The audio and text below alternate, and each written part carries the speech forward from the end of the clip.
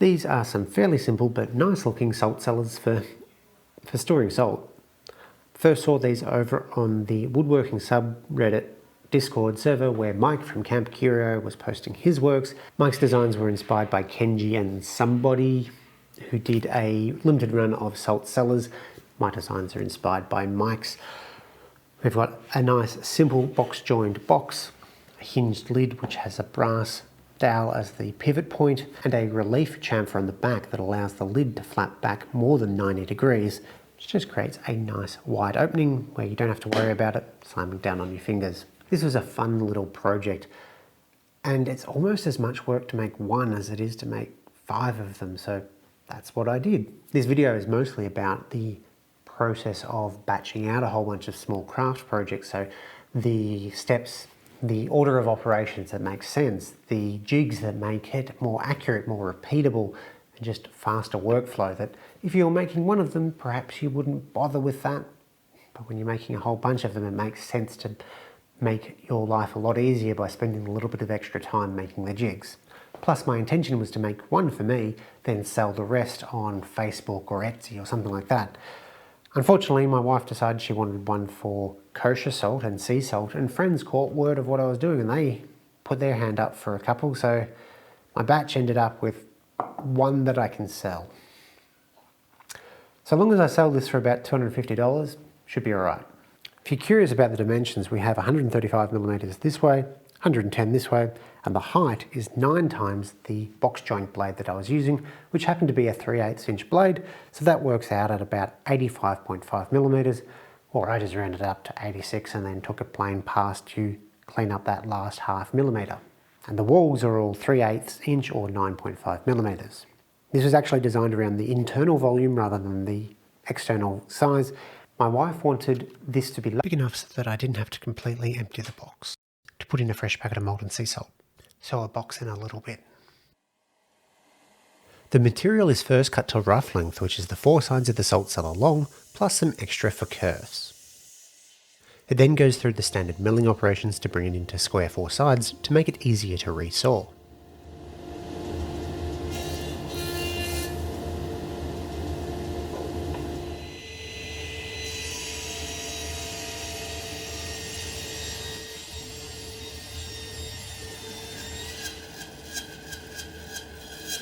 After each slice is taken off the bandsaw, the remainder goes to the thicknesser to bring it back to S4S, so that all parts cut have at least one edge and one face that are jointed and square.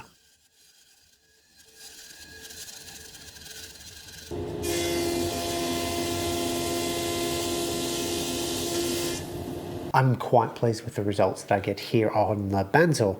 This part is a little bit oversized, but that was deliberate what I was shooting for. And a light pass on the thicknesser will clean that right up. Could probably sand it smooth, but I need it for joinery to be actually nice and flat. The main reason that I get such a good result is, at least in my opinion, the blade and the blade choice. I use a 1/2 inch blade. Yes, it is sold as a 1/2 inch here in Australia. A 1/2 inch 4 TPI bimetal blade, and importantly it's a 0.6mm rather than the standard 0.9mm backer on it. What that means is on this 14 inch saw that I have, I can properly tension it, and honestly that's the key to getting good results, is a sharp blade with the correct amount of tension. Having it under tensioned will typically result in a worse quality cut. I also recommend bimetal blades rather than carbon steel, the standard blades that you can get, and certainly over silicon steel.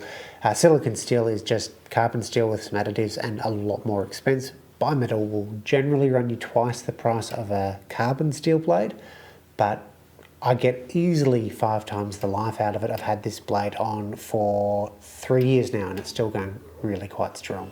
The parts can then be cut to length at the crosscut sled, first squaring one end, then placing that up against the stop.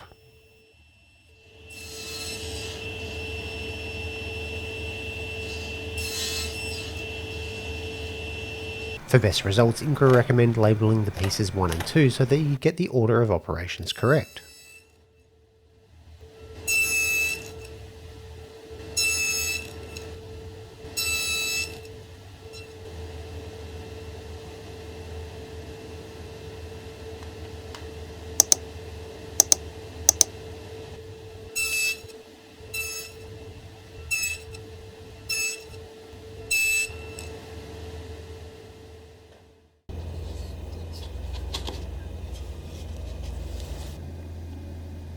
within 0.02 millimeters is a pretty good fit.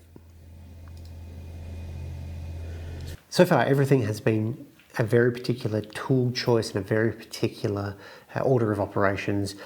You'll see more of that later in this build project. The IBox, the Increase IBox, is an interesting choice for box joints. It is very slow because you can only do one piece per pass. You can't gang a whole bunch of them up and cut, 4 pieces at once or even a whole box at once. So that makes it a little bit slow compared to other jigs like Mateus Wandol's Screw Advanced Box Joint Jig. But this has some great accuracy, and once it's dialed in, is pretty much foolproof. With Mateus's jig, you do have to make sure you advance just enough each time. It's fairly easy to do that, but it is a consideration when you go into sort of a trance when you're doing bulk amounts of things. For small projects like this, where there's not too many per project, it's not too bad. I wouldn't want to do entire kitchen of drawers using box joins. Probably wouldn't do that anyway, but I wouldn't want to do it on this jig because it's just a little bit slower. So I'm not necessarily advocating for or against the IBox, but if you don't have a box joint jig and it's something you want to make, box joints that is, whether you go for a commercial jig like this or build your own, consider what your actual application is, whether the tool is right for you. For me, this works really well for the type of projects I do, but if I was to start doing more, big campaign chests or something like that, I probably wouldn't use this and I would build my own. Using my small parts routing jig, I can add a stopped groove for the floating bottom panel. If you missed the build video on that, it's a simple wedge system that lets me securely hold a workpiece but access the entire top with my plunge router.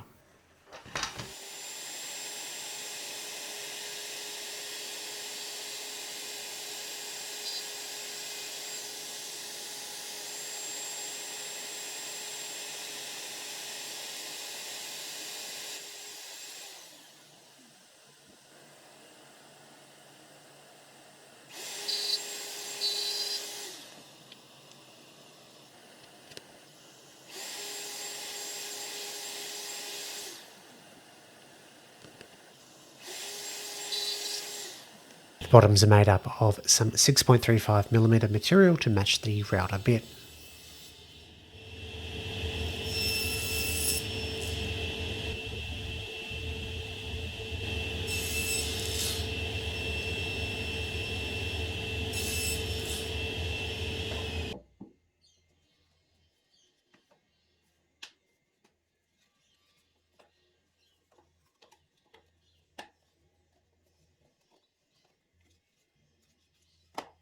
The top finger of the front is cut away to make room for where the lid will eventually sit.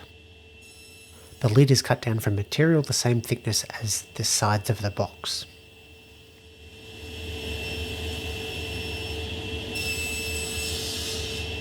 For the lid pivot, a 1/8 inch hole is drilled in the sides using a stop and fence at the drill press to accurately position them. For the mating hole in the lid itself, this is actually made using the floating tenon jig I made a few episodes ago.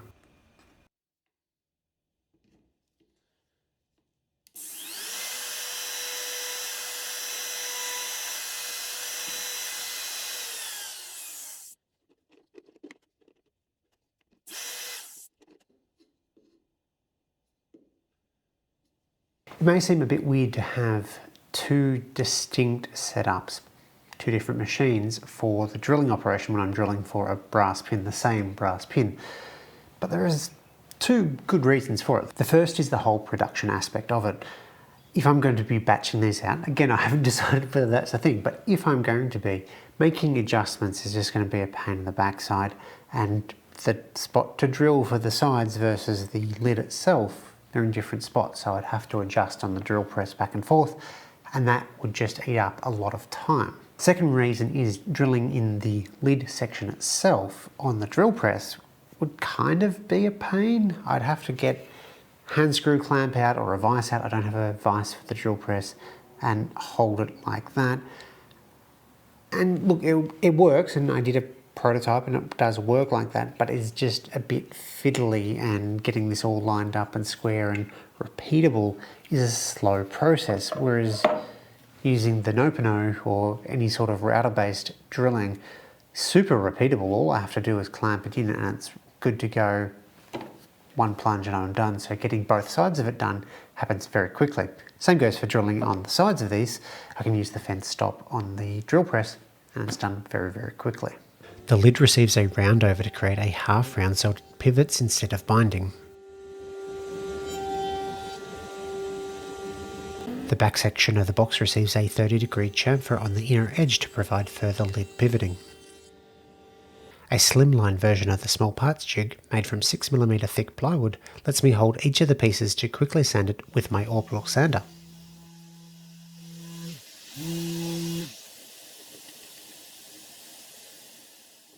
As per usual for me, liquid hide glue makes the glue up go a lot easier as the parts just slide together. Squeeze out is also much easier to clean up with hide glue.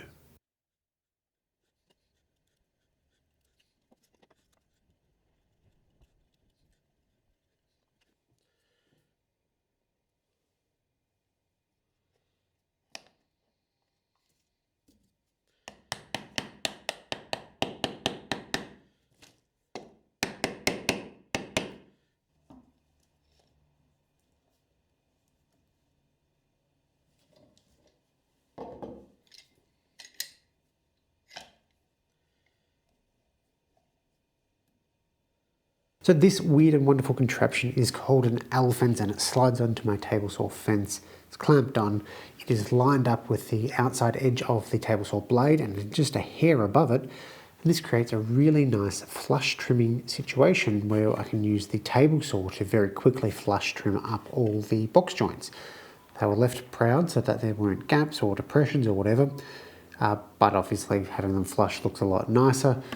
So I can run it with the box referencing up against the fence, run it across the blade, it'll trim that all off and we'll get a almost perfect, very, very close to perfect result. That just needs a very little amount of finish sanding. It'll be right to go with putting finish on.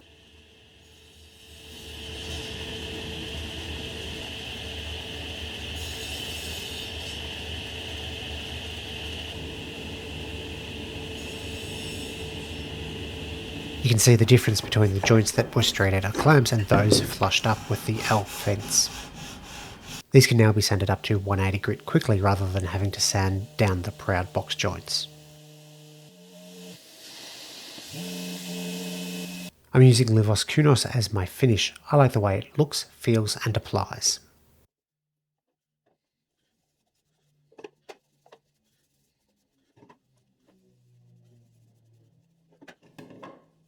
After the first coat of finish is dried, the lid and brass dowels can be installed. Using plywood spacers to raise it up and plastic shims to position it, the lid can be placed into position and the brass pins partially inserted. Then the ends can receive a little bit of CA glue to secure them in place and finally be seated flush with the box.